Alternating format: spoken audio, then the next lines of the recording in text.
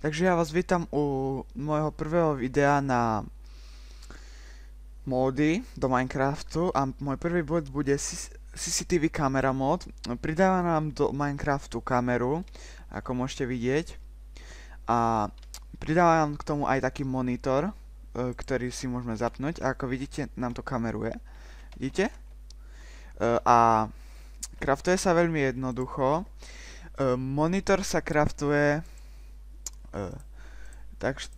není to veľmi náročné. Dáme si takto sklo, vypnem si tu menu items, dáme si takto sklo, tu si dáme iron a do stredu si dáme redstone.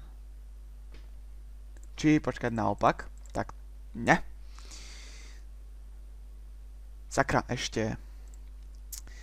Tak. Je to monitor.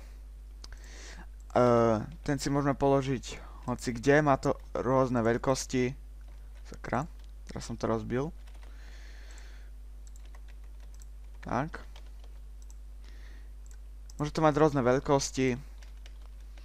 A keď napríklad položíte viac kamer, ešte si ukážeme, ako sa craftuje. Tu už si pamätám, tu si dáme dole redstone. Do stredu si dáme sklo. A na bok si dáme irony. Tiež to nie je veľmi náročné. A veľmi sa to zide napríklad, keď chcete sledovať obilie, ako rastie. Ale kameru, keď chcete ukladať tak, ako tam, kde sa ako tak ono vám to vždy dá na druhú stranu. Takže si to musíte zapamätať, ako chcete. A keď máte jeden monitor, tak už stačí si medzi tým prepínať pravým tlačítkom. A vidíte, vidíme, ako nám obilie rastie.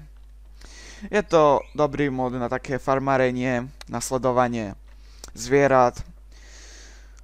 A tak, takže to bude z tohto modu asi všetko. Odkaz na stiahnutie tohto modu bude v popisku videa.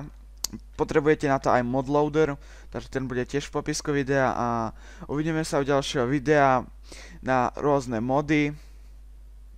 A chystáme ešte jednu vec z Minecraftu, čiže nechajte sa prekvapiť, takže uvidíme sa u ďalšieho videa a majte sa.